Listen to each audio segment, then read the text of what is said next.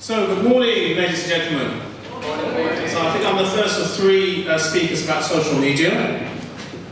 And let me just introduce you to myself. So, my topic is the art of social listening. And I love doing social listening. I do social listening every week. I do something to do social listening.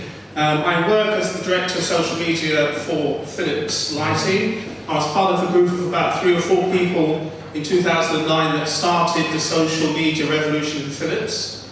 I was the first person to be given a full-time job in Philips worldwide in social media. And it was great in those days, in 2009, people looked over my shoulder, "You're not supposed to do Facebook during work hours." Wow, what do you do with social media? So I've done social media at the corporate level. I've done it for Philips Healthcare, which was great fun for 2.5 years working with pharmaceuticals and speaking at many of the big European events, Pfizer and so forth. And then I'm back at Phillips Lighting and having a lot of fun. And this is a little bit about the company if you've never heard of Phillips Lighting. I don't know, maybe. And we're number 1 in LED and connected lighting. So that's the Hue lamps. Has anybody heard of Philips Hue? The lights with 16 million colours and things like that. So that's the division I'm from. But let me now dive into social listening. I'm going to talk about it as an art form because I love doing social media. So I'm going to introduce you to this museum of social listening and take you through 4 sections of this museum. How to discover if your business strategy is contributing to a leading position. So a lot of the things that Michael talks about, as a new company, as a startup, you might want to see social as a very important channel to get your message out there or to discover new contacts or new business opportunities. So it's important to be able to have a measure to understand if it's all working. And then learn what your customers like and track their actions. Learn how to discover and uncover your industry influencers and track your competitors. And lastly, how to visually chart and report on this transformation journey using social listening. So let me just start with that. Discovering if your business strategy is actually working. And when I train people on social listening within Philips Lighting, I normally talk for an hour and a half, maybe 2 hours, and I spend the first 20 minutes on just what question are you asking. Just 20 minutes actually.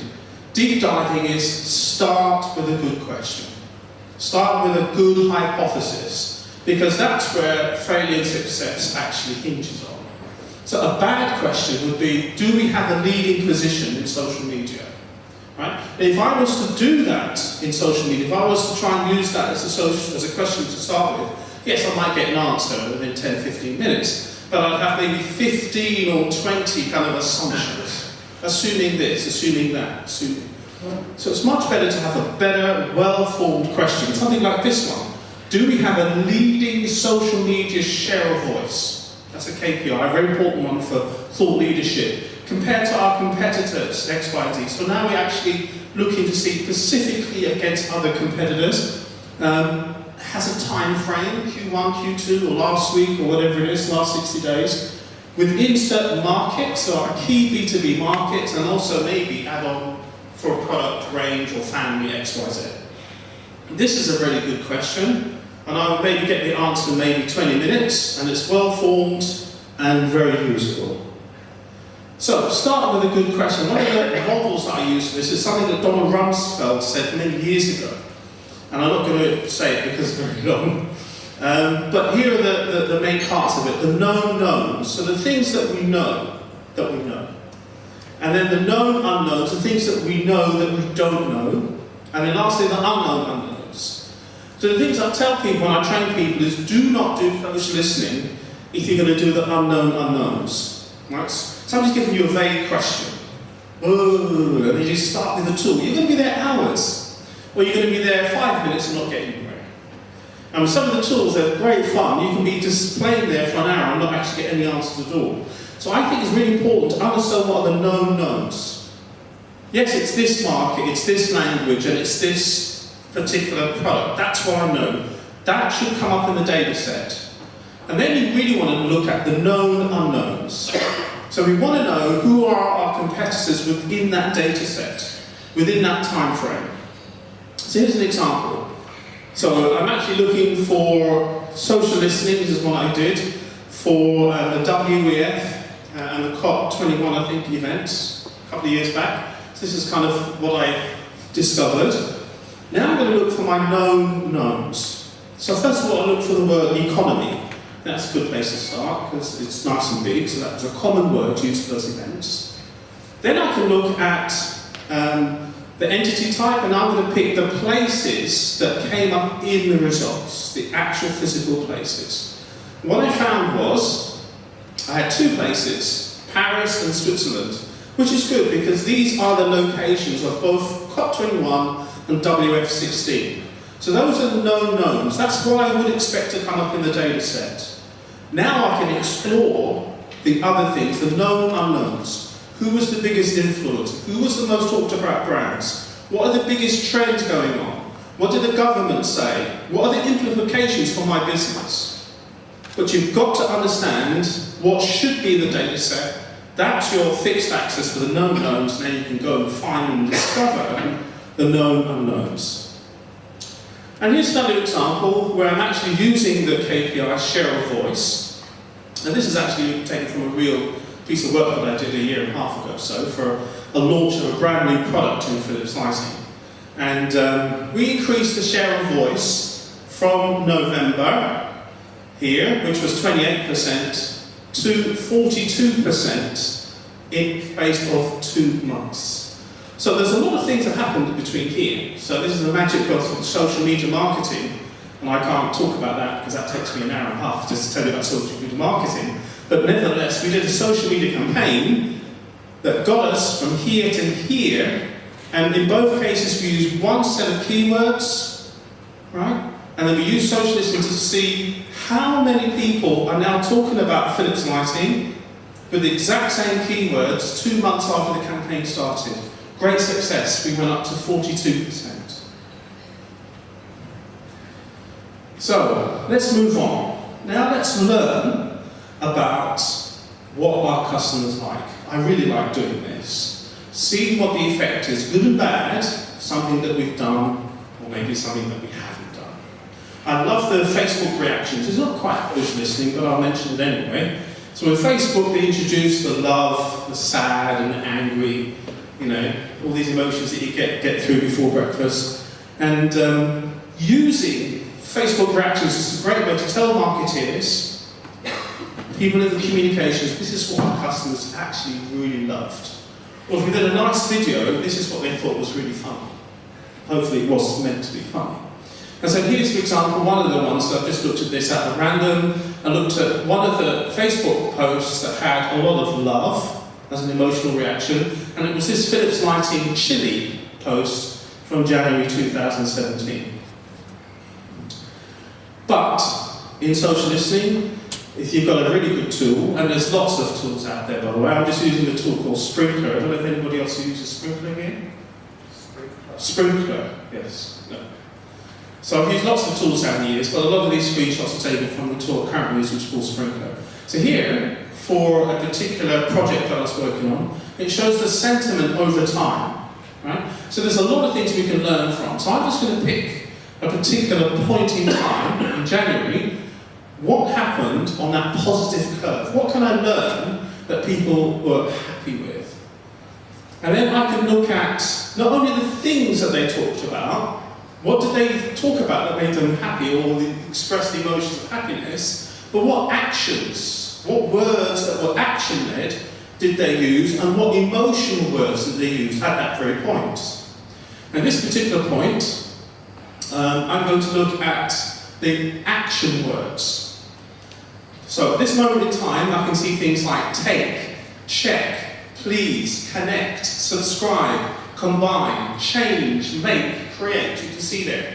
So there were several discussions at that point that were positive for this campaign that had all these action words. So I can sit down and talk to the marketeer. These are the things that your target group expressed in terms of taking action. Let's take one in particular, control. So now I'm going to look and deep dive into what people said around the word control. Okay?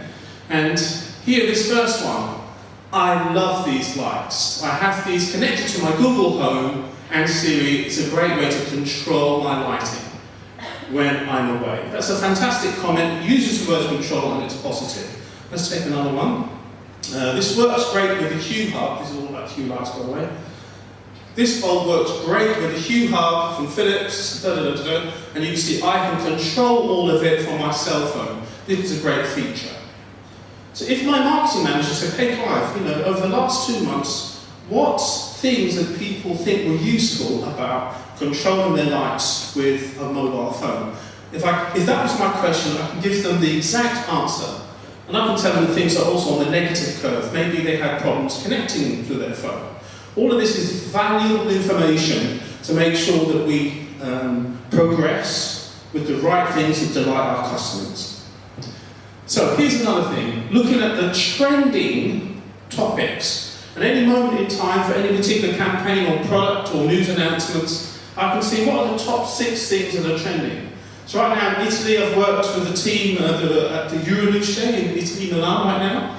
And we're going to be doing some social listening to find out what other things people are talking about at that event in Italy right now. That's very useful that we can also maybe do some real-time marketing on. But this shows you something in the past. This is for the event called Euroshop, which was in Düsseldorf not long ago. And we launched a new vinyl flooring, so the floor, and it has lights in it and it gives messages. And here I can see that somebody has posted in this trending topic, and they've said the floor is sending me a message. And that's great because they are resonating some of the things that we said on the stand, so I can see, yes, it's driving home the people who we want to take up with this new product are actually expressing some fantastic things about this new product. So let's give you a quick case study. I actually did this literally in 4.5 minutes. So the question is, discover emotional social media comments and conversations from any of 3 brands about price within the last 7 days. So I actually picked Philips, Tesco and IKEA. I actually have a keyword list about price. It has all different kinds of things related to price. And then I have 2 fantastic keyword lists that I love using that express emotion. One's a positive one and one's a negative one, filled with maybe 200 words. So I ran this, and I found 25 results within the last 7 days around those 3 retailers. Just picking one of those conversations, this is it. So it has to have all 3 elements. And you can see the first one, not half price at all, regardless of what Tesco, so that's Tesco coming in. And this is a conversation between several people. So here you see price again, here's the emotion. Saw these 2, but hate the fact that manufacturers force you to splash out on a bridge. So there's the emotional part. Here's another one. Saw these 2, but hate the fact manufacturers force you to whatever. And then here's pretty awful price. So here's an example where I wanted 3 elements. Show me conversations where they're emotional with any of those 3 brands and talking about price. So, now we've done that, now let's see what else we can discover. How to find those influencers. Because influencers are very important in today's social media marketing or marketing in general. Because if your influencer or influencers talk about your product, talk about you in a positive way, it's likely to travel far further than when you talk about yourselves. So it's important to find those influencers and nurture them. Okay? So there are lots of tools out there that you can do that. Tracker's a very famous one. There's Insightful, Social Bakers, maybe you actually have one of those. But you can actually do it all for free if you really work hard. And this is Pinterest. So Pinterest has, in the analytics section, guidance about who is looking and pinning your pins, for example.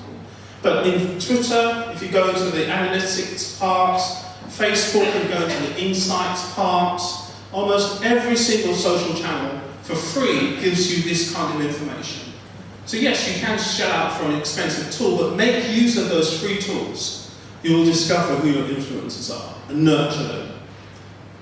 So let's have a look at another example. This is, again, B2C example. So here are different B2C manufacturers. For lighting, there's John Lewis, Honeywell, B&Q, Lutron, IKEA. This is a particular period in time last year, and I'm just analysing what they're all saying about lighting. So, I can look at, for example, what were the most mentioned countries for a particular manufacturer. And I can see here for the one that I picked, I can see Mexico, Japan, Germany, Canada, but they're certainly talked about in the United States. Is that important to me? Do we know that? I'll pick another one. Honeywell is listed there. Through social listening, I can actually see what time of the day are Honeywell most talked about. And in this particular example, I'm looking for what I see as B2C traits. In other words, before you go to work, you may do some investigation around this point in time. Certainly at lunchtime, there's a big, at 12 o'clock, everybody's kind of talking about Honeywell quite a bit. Then you can see what I call the sofa moment. When you get home, you've got your iPad, you put your feet up on the corner sofa, and you start, looking for things. Then I can see there's a big area there for Honeywell. So this is typical for a B2C kind of performance. B2B, you'd expect to be more talked about during the day. I can also dig down even further. I can actually look at the tools that a manufacturer uses. So I can tell a little bit of a profile of that person. Are they that person who creates a social media? Are they on the go? Do they use mobile apps? Twitter for iPhone, Twitter for Android. So I can say, okay, they're a mobile company, they're on the route, they're on the way, they're moving around. Gives me some idea about how that company is as a modern company. I can even look at the links that they have in those social posts. Where are they sending the traffic? Are they sending it to their webpage? Are they sending it to Amazon? Where are they sending it? And here I'm looking at Samsung, and I'm looking at what they're saying about lighting, and I'm seeing the number of times people have clicked on a lighting link with Samsung as the social media post within a certain date range. So that's interesting if you wanted to do some competitive analysis on what Samsung is driving people to. Right, so my last topic, visually showing all of this. Yeah, yes, we can have it in reports, but I like actually what I call the aha moment. And I have the aha moment happen almost every day. In Eindhoven, we have like these massive screens, and I have the social media stuff running on them. I see people like looking at them and go, oh. And it's great to see people discovering what people are saying about our company right there and then. And I started this journey a long time ago. When I first joined Phillips 18 years ago in the UK, and one of my projects was to link up cathode ray tubes made by Phillips to our intranet, and here you can see, like, I think it's IE4, something like that, so it goes back quite a bit, through Cat5 cables, and we had these on the stairwells. And so it was giving people information as they arrived at Phillips UK in Croydon, information about what was happening to the company. That was when they first started, but now, we're so much more sophisticated now. So on those screens, I have the latest information about who's talking about the brand, where are they talking about it, negative stuff, positive stuff, and what are the words they're using, and what are our competition saying. These are big screens right there in front of all our marketing, communications people. I often do presentations there. Let me just show you some of the screens in detail. I'll give you some idea of taking social listening and making it visually available to your staff. And here I'm looking at, what channels over the last 7 days have given us the most reach. And the other day, Sina Weibo in China was right up here, because our CEO was actually in China at that moment doing some talks. So it was so obvious that we were really being talked about a lot in China. And then I can look at what are people saying on our company page, our LinkedIn company page. What time of the day are people talking about us over the last 7 days? And lastly, I can see which of the companies are most talked about that are our competitors. I can also see who are the influencers. That's my lighting account. I have a social one as well. But that time, I came up on the screen, so I thought, well, I'll take a little screenshot of that. But it shows who's talking about us at that particular moment. And in the software itself, I can click on this and actually see what they're saying. And lastly, for one of our most important aspects of indoor positioning, where we use lighting to help people discover, for example, in the supermarket where the ingredients are, using their smartphones, it guides you around. This indoor positioning is the big thing for the future. I want to see who's looking at Phillips and our competitors and what are they saying. And it shows the key buzzwords that people are really into right now. So, I only have 20 minutes. Normally I talk for an hour and a half, so I've really tried to contain my energy. But hopefully, I've given you a taste of how to learn if your business strategy is actually working, how to discover what your customers are liking and what actions they're taking, also how to discover influencers and what your competitors are doing, and lastly, how to actually show that visually in your organisation to get that aha moment when they say, tell me what's happening here. This is important for me. What are they saying about my product? Taking social media into a bigger scope. Thank you very much for your attention, and I'll take any questions that you might have. So questions. I think what's interesting there, I mean, many interesting things, but one that grabs me was the fact that there's a huge amount of data, and companies were all facing, if you like, an overload of data, more and more data, and the idea of visualizing it so that people can action and see it. Do you know, have you got any information or insight about how the effect of visualizing data internally has had in terms of pushing the business forward and maybe helping them understand what's actually going on? Because I think that's really interesting piece. Too much data, too little insight.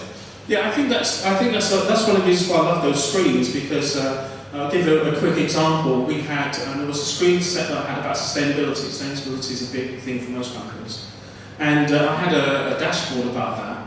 And at that time, Siemens, one of the companies that one of our competitors, was actually flashing and growing bigger and bigger every minute. And I knew that when I went into the system that they were actually on stage somewhere right now talking about sustainability. So people asked me, well, how come Siemens is getting bigger? And I said, yeah, because they're actually talking right now on stage. And that brings it real time to people. I mean, I've worked a lot in digital, so I've done websites, I've done e-commerce, I've done analytics.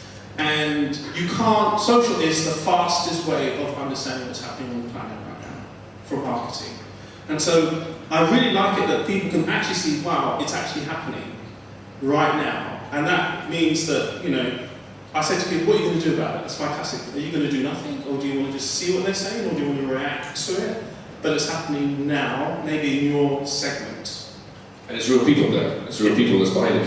Does anyone have a question for the audience?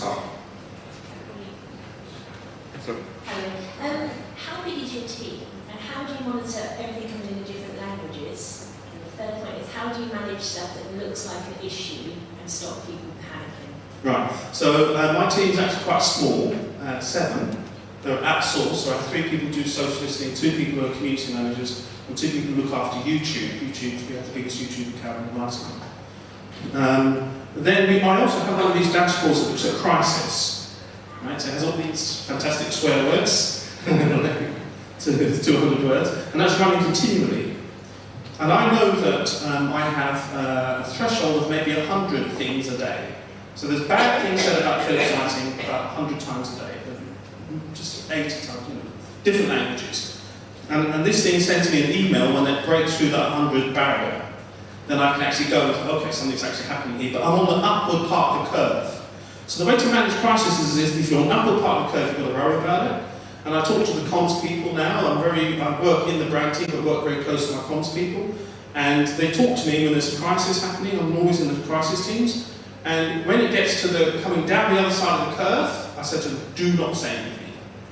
So they talk to me constantly. I send them reports saying, we're still at the top of the curve, guys. We need to say something, but when we start going down the curve, do not do anything.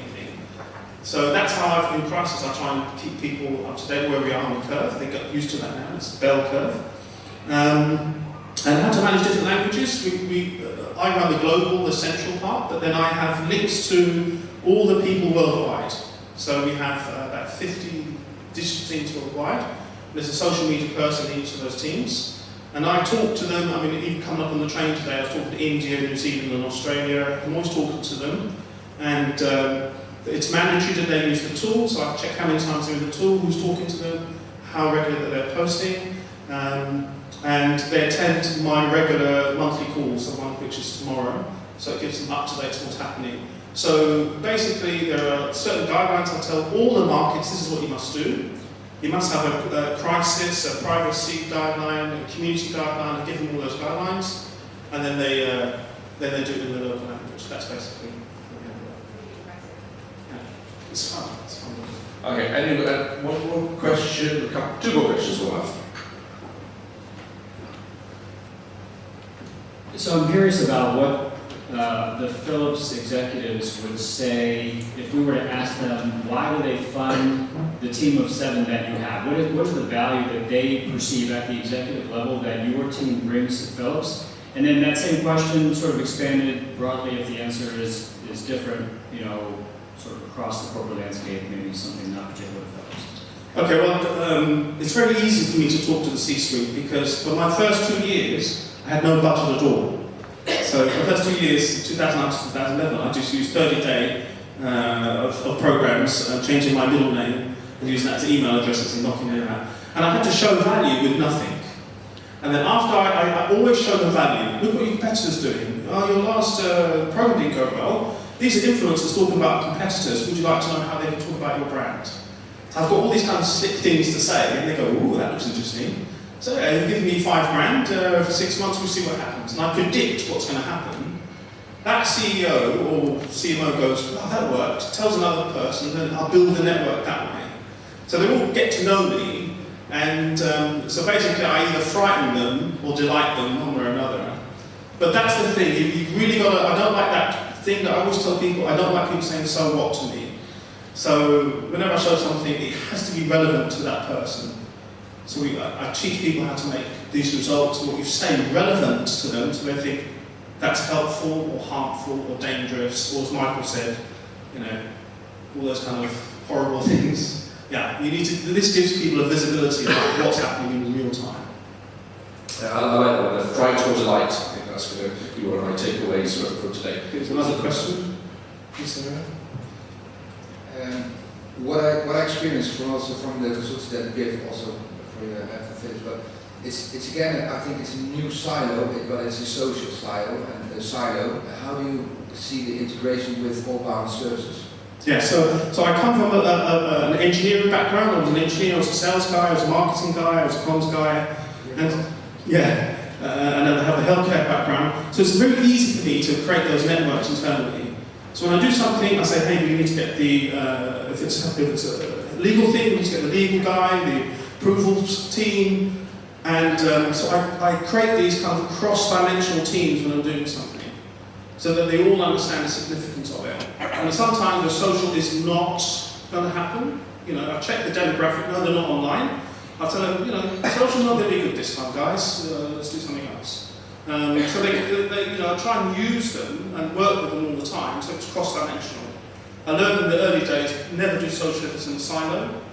I learned that in 2009, October, and then December of 2009 I stopped. So, so my proof point to everybody is create these cross-dimensional teams, website, communications, privacy, legal, sales also, so they all understand the benefit and what's in it for them. But not integrated in business services. Well, I float around the company, so I work officially in brand and comms, but I pop up all over the place. So sometimes I'm actually with people engineering new product, and they say, "Can show me a new window, a new market," and I spend maybe a week with them. So I'm all over the place. So social is integrated across manufacturing, comms, even HR. I spend a lot of time with HR people. Great, okay. We're going to have to move on. Another fascinating topic which we could go on for a long time, I'm sure, but we're going to have to move on now. So we can just say thank you to Clive.